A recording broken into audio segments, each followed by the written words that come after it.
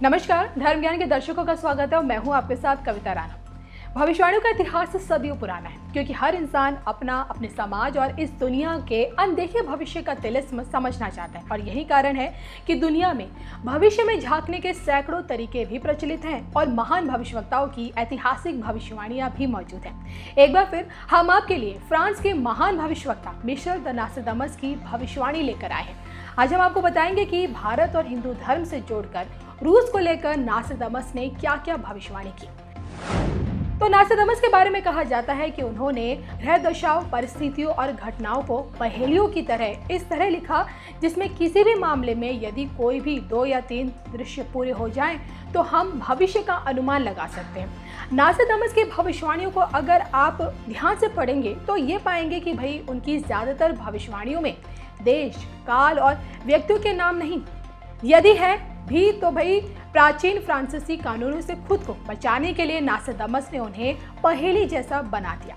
तो उन्होंने देखिए विभिन्न स्थानों, ग्रह स्थितियों, घटनाओं और परिस्थितियों का जिक्र करते हुए पहेलियों के रूप में अनगिनत भविष्यवाणियां की, जिन्हें आज की तारीख में वर्तमान परिस्थितियों से जोड़ा जाता है। अब देखिए ना, विश्व में कोई भी महत्वपूर्ण घटना हो तो उसके बारे में नास्ट्राडामस की कोई ना कोई भविष्यवाणी लोगों को उस घटना के बाद ही समझ आती है। आपको ये जानकर हैरानी होगी कि नास्ट्राडामस ने अपने खुद के धर्म यानी कि ईसाई धर्म समेत दुनिया के प्रत्येक धर्म के बारे में बिना पक्षपात के भविष्यवाणियां की हैं। द सेंचुरी नाम की किताब में नास्ट्राडामस की अनगिनत भविष्यवाणियां मिलती हैं, जिन्हें दुनिया भर के लेखकों ने डिकोड करने की भी भरपूर कोशिश की।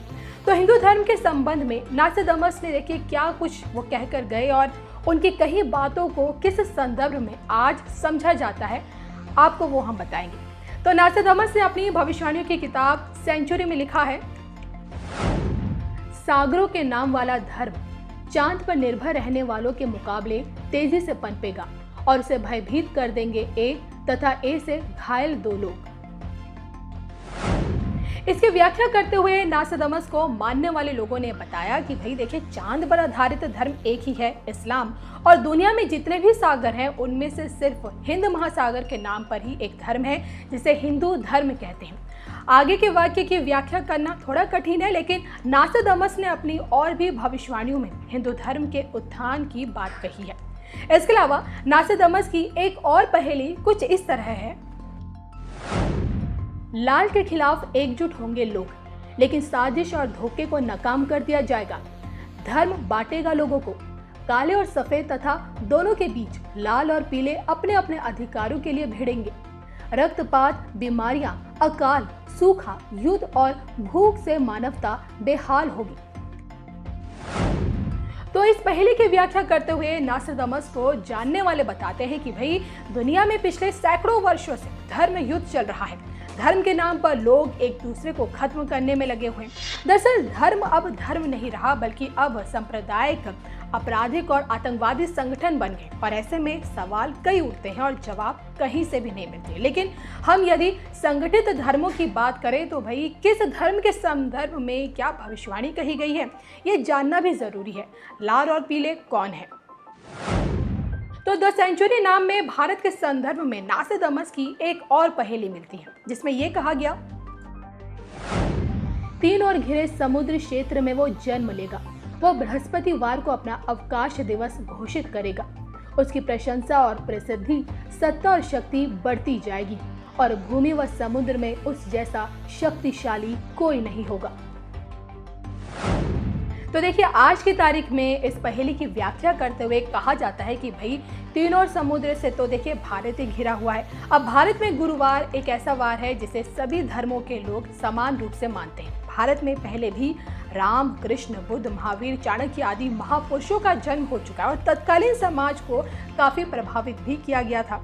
हालांकि अभी इस भविष्यवाणी के पूर्ण होने का इंतजार है। कौन करेगा गुरुवार को अपना अवकाश दिवस घोषित? इसके अलावा देखिए, नास्ट्राडामस की एक और पहेली इस बात का संकेत देती है, दक्षिणी भारत से एक ऐसा नेता उभर कर आएगा जो पूरे विश्व को एक करके रख देगा। उसके दौर में रूस साम्यवाद का दामन छोड़ हिंदू धर्म स्वीकार करेगा। तो इसका मतलब ये है कि भाई रूस हिंदू धर्म से प्रभावित होगा और भारत के साथ मिलकर अरब देशों में हिंदू धर्म को बढ़ावा देगा।